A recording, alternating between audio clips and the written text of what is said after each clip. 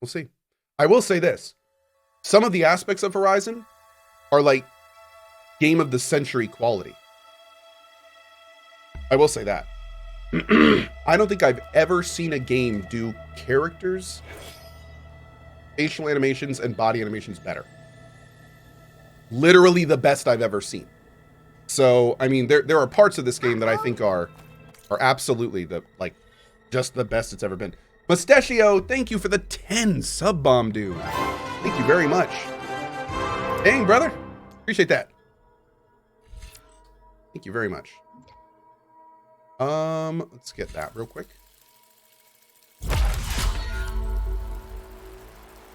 Great. All right, here we go. So to catch people up, we tried to combine Gaia and Hephaestus. It was going pretty well, but our ruse to throw off the Zenith failed completely.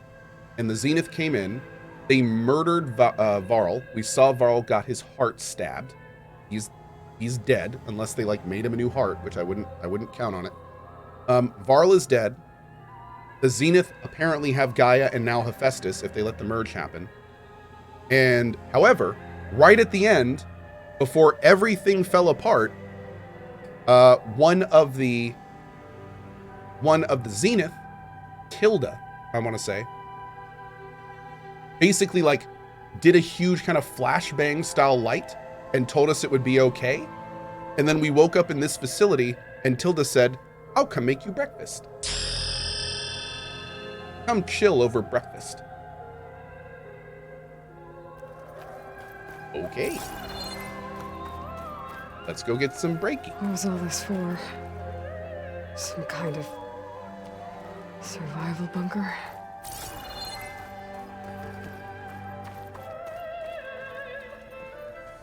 Whoa. What is this? Just a few favorites from my collection. Rescued and stored here just before I went off-world. Take a look, if you like. I'm curious to hear your impressions. My friend is dead. Veda and Gaia are gone, and you want me to look at old paintings? Don't be so quick to dismiss the comfort we can find in art, or the insight we might gain. That's totally Trinity, isn't it? Selene and Endymion. She's the goddess of the moon, whereas he's a simple shepherd. Yeah. Beside her is the god of love, Cupid. So she's sneaking up on him? More It took me hearing your voice him without in the face to secret. get it. The torch that Cupid bears represents Selene's undying infatuation with him. Though the two must remain apart, her love will forever burn. My favorite pairing on the left is Woman Reading a Letter by Vermeer, a true master. And on the right is a forgery, Woman Reading Music, which fooled experts into believing it was a priceless original. Early in my career, I became fascinated with such deceptions. Eventually, I developed scanning software that could detect fakes with unparalleled accuracy. Is that how you made enough money to buy your way onto the Odyssey? Oh no. I made my real fortune later.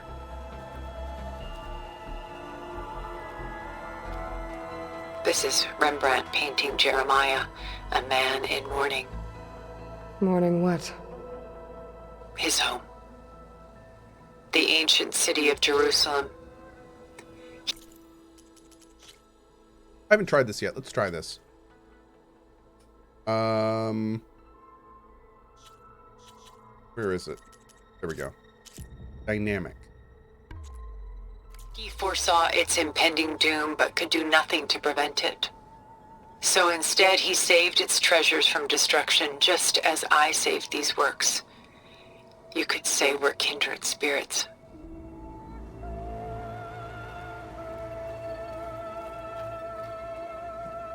And why can't Selene and Endymion be together?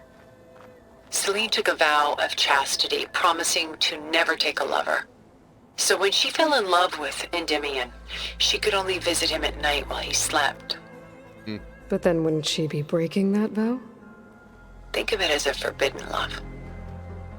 Though circumstance keeps them apart, still they find a way to come together, however briefly. A portrait of the painter, Rembrandt's son Titus, depicted in the habit of a monk. I don't get it.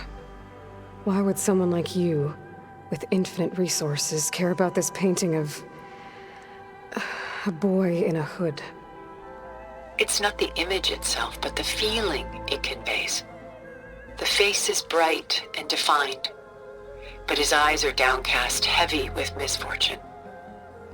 And the background seems to swallow all light. The painting is infused with a sense of loss. I guess I understand how the painter feels. Works of art such as these can often cause us to look inwards at our own lives. I'm sorry about your friend. Had I been able to intervene, I would have. Oh, so he's dead. But the risk of losing you as well was too great. Everything went by in a blur. I couldn't get to him. You know, long before holograms and focus recordings, people relied on art to memorialize their loved ones. Because of works like this painting, their lives are immortalized. Rembrandt had 4 children by his wife. All but Titus died shortly after she gave birth to them. She passed not long after that. Titus became the only family Rembrandt had. Which is why he painted him this way. Indeed. Then tragedy struck again. Disease claimed Titus at 26. It's almost as if Rembrandt painted the future, closing in on him. Rembrandt actually painted several Oh my God, portraits the of Titus, dialogue! but this one has always been my favorite. It's honest. What do you mean? In others, Titus was portrayed in brighter, livelier states, but here, Rembrandt allows himself to express his true feelings. Sorrow, fear, hope, love, laid bare on canvas for all time. I see this one resonates deeply with you. Huh. Rembrandt's The Night Watch, by far the most famous painting my homeland ever produced. It was commissioned to honor a militia made up of influential citizens. I guess you must have been an influential citizen. In my day. But not as influential as you've been in this new world. The militia. They look disorganized.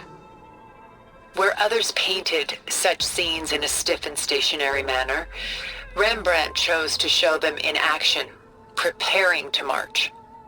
He wanted them to feel alive. You can almost hear the commotion. Who's the girl in the painting? She's a strange one, isn't she? Bathed in light, though no one is paying attention to her. Many believe she's a symbol of the militia. A physical manifestation of their spirit, if you will. But she's not real? What's real in a painting? She's meant to represent the militia's virtue and victory. But I like to think they underestimate her. She looks as if she's seen something. What does she know? What secrets does she keep? There's so much detail to take in, isn't there? The secret is that they're actually all mechanical dinosaurs. True. I heard that story. It's 100%. The Gust, by Willem van de Velde, the most famous of his many maritime paintings. A ship crossing into the unknown? Why do you need health potions in a museum? Oh, you mean down here? Have you ever been to a museum? I guess you're familiar with that. Better come prepared. Indeed, which is why I appreciate this composition in particular. Though waves and wind threaten to destroy the ship, it perseveres, clinging to the light even as darkness closes in all around it. Where is the ship going? To a faraway land, most likely. My ancestors used ships like these to explore the world, sometimes at great cost. What were they looking for? Anything of value. They were traders willing to face unknown dangers to make their fortunes. Thank you, Java++. But no matter how far they went, they always turned their sails home. So this Von de Velde only painted ships? It was his specialty. Following in the footsteps of his father, Willem the Elder. The two had quite a journey of their own, taking them all the way to the court of a foreign kingdom. Did they ever come home? No, but eventually their lives worked it. Take your time. So I want to make sure we get all of this examination stuff done. I think we maybe missed... Yeah. About Jeremiah. If he knew his home would be destroyed, why didn't he save the people? I was up all night wondering where the sun went, but then it dawned on me. Why save those relics? Mods banned blind He markers. tried, but no one would listen to his warning, so he saved what he could. But how did he know? He was a prophet. He saw an army invade and destroy the city in a vision. So it's more like he calculated which side would win a battle. What matters is that he was right in the end. If not for him, all those wonders would have been lost forever. At least this way, some part of his world survived. Hey, Mustachio, I just saw your message, dude. Happy... Not really into... Founding Day? Happy Founding Day. Thank you so much for being here, buddy. I appreciate it. You know what I like the most about this piece? Even though he's the sole survivor, his home in ruins, left with only the remnants of his world. The light keeps the shadows at bay. Thank you, Blindrar. There's still hope. Precisely. Take as long as you like. I am, apparently. Aren't Selene and Endymion cold? Perhaps we should move on to another piece. Shall we move on?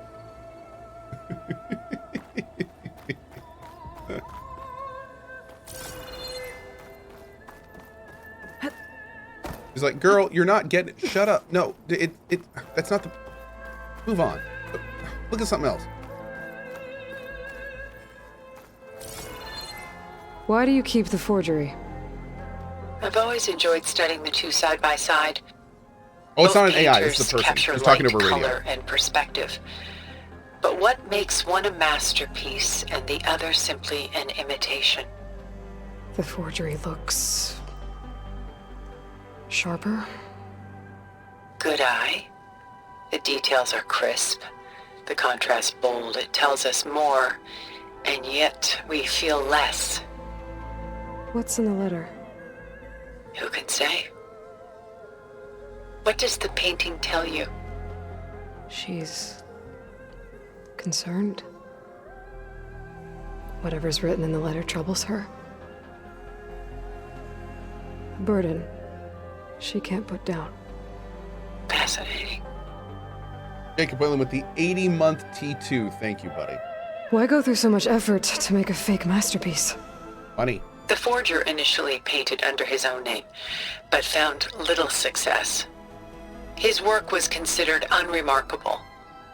But when he took on the guise of Vermeer, suddenly it was celebrated as extraordinary. But it was a lie. And he knew it. Sometimes we struggle to glean what is real and imagined, even within ourselves. Well, see, that's an interesting thing to think about, because if people are celebrating his work just because another name is on it, I bet you he felt like smug satisfaction from that. I bet he was like, yeah, my paintings are awesome. It's just they don't have a famous name on them. So, like, I bet you that's exactly what he was trying to do. Like, look at this. I can paint just like the best ones, and now their names are on it. Well, you, man.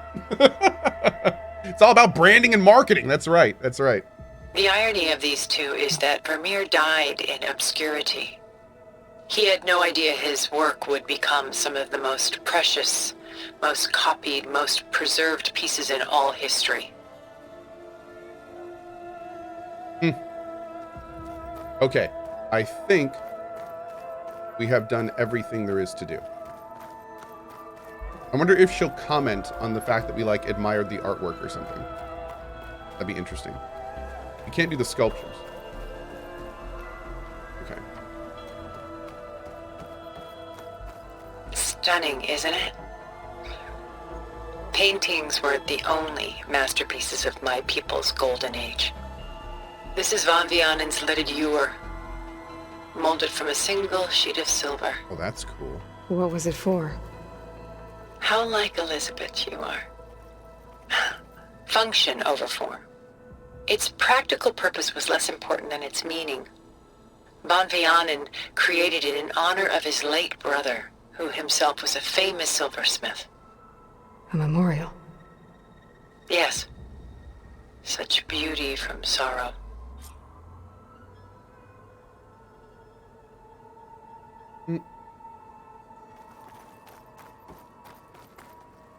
She's pulling out her own hair. Out of madness, out of grief. It's hard to watch her suffer. I should move on. Weird. If this ewer was a memorial, how did you end up with it? As the Pharaoh swarm closed in, my homeland's greatest museum gave it to me, along with many other works, in the hope that I could preserve them. A masterpiece like this was too important to lose to history. I even considered bringing it with me off-world to ensure its safety. Why didn't you? I took a calculated risk. This vault seemed more secure than the unknowns of space. Besides, I thought someday I might return. A long life, after all, has its advantages. Now, lo and behold, here I am. Exquisite, isn't it? A lot of weight on his shoulders.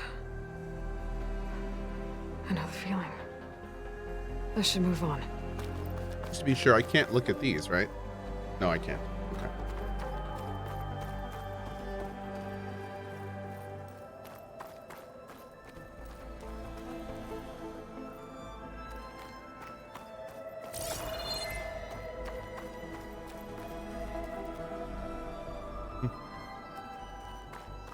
The music here is really pretty.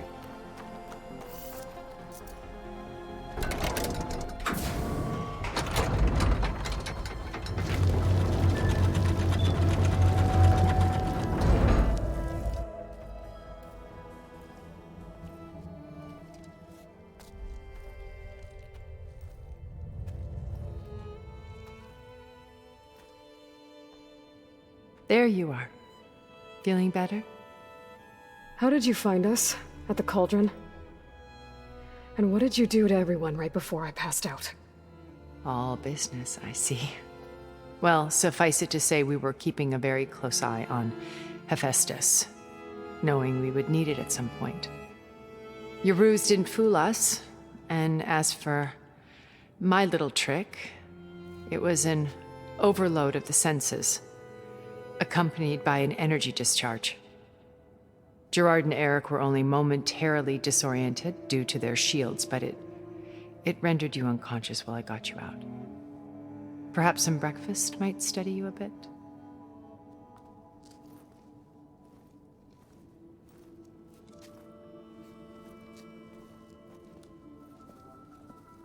What? Where'd you get all this? This was your house. The one you recreated for Beta, in the data channel you shared.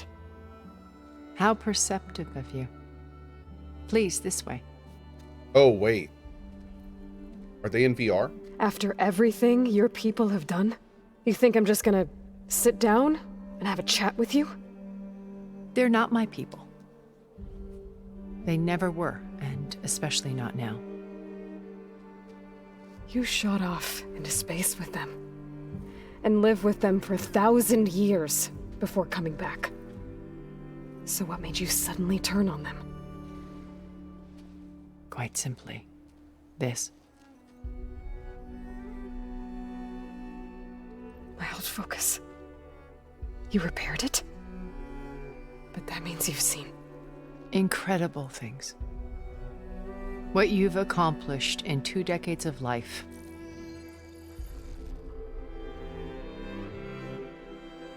A 1,000 years at my back and I haven't even come close.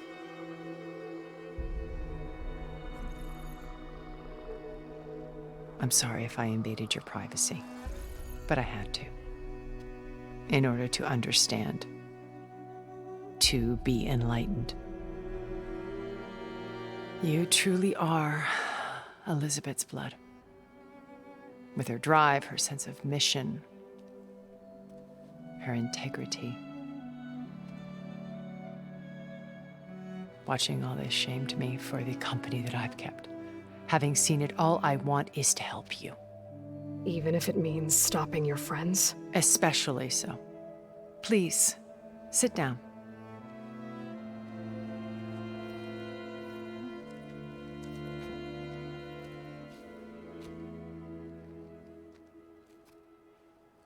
There. That's better. Now, we must recover Beta and Gaia at all costs. By now, you must know that Gerard intends to use Gaia to reboot the Earth's biosphere. Into what, though? Remaking this world to specifications that would only suit us immortals. This process will kill every living thing on the planet. So it He is... calls it a clean install. It is different. Not if I stop him first. Not if we do. And once he and the others are gone, we can work together to fulfill Elizabeth's dream. I'm sure Beta told you that there's a build of the Apollo database on board our ship. A complete collection of human knowledge. With that and Gaia, we could do everything Elizabeth wanted. Heal the biosphere, educate the people of this world, uplift them. Create the world she imagined. Let's not get ahead of ourselves.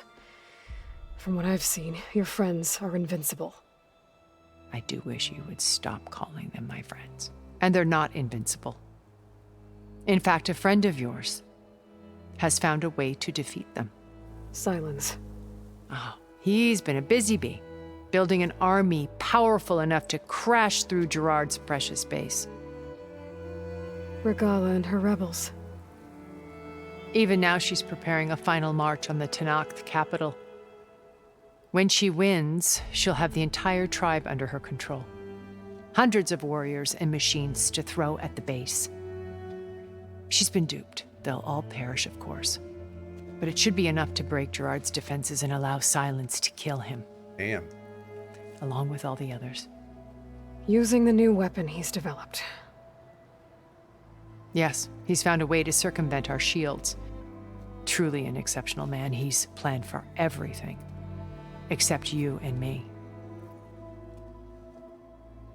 You see, while his army is battering down Gerard's doors, you and I will sneak in through a back way. One that only I know about. I guess we're just letting While Sylens take the and capital? My friends are busy battling each other. We'll take back Beta and Gaia. I told you I want to help you. I mean it.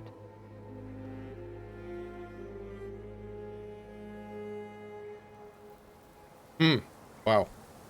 This is a lot. This is a lot to take in. Have we seen Sylens at all this game? Yeah. Oh, yeah. Yeah, he actually let us out here. He is the reason we're here. Also, I have to say, the idea that Aloy, the first thing she doesn't think about is Sylens already knows about this. The fact that she isn't immediately being like, oh, Sylens is probably planning for everything we're doing. Like, it's not like Sylens let us out here and then forgot about us. You know, like he obviously has a purpose for Aloy. So yeah, this is, it's kind of wild that we're not kind of like, My old focus. How did you find it, let alone repair it? When we encountered you at the Hades Proving Lab, Gerard saw you as a redundancy. I knew better. You were a revelation. After your dramatic escape, bravo, by the way. Gerard and Eric assumed you were dead and gave up the hunt. I wasn't so sure. When the others were busy, I returned to the lab and searched for any trace of you. That's when I found this little treasure. Not easy to repair, but certainly worth the effort. As I watched your life unfold, you were like a splash of color on a worn canvas. What Liz was, and more. Did you show it to the others? Of course not. It was your actions that inspired me to defy them.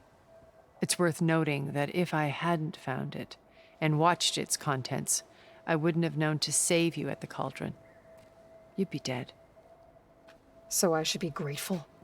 Yes. If you like. Yeah, of course you should be. Yes, you absolutely should. You said Beta's not in urgent danger, so what are the Is her Zeniths hair doing to- alive? It's not hair, it's an Putting her octopus to that lives work. on her head. Merging Hephaestus with Gaia. A difficult, time-consuming task, as I'm sure you know. They will compel her if need be. But her life is not in danger. She's the only one who can do it.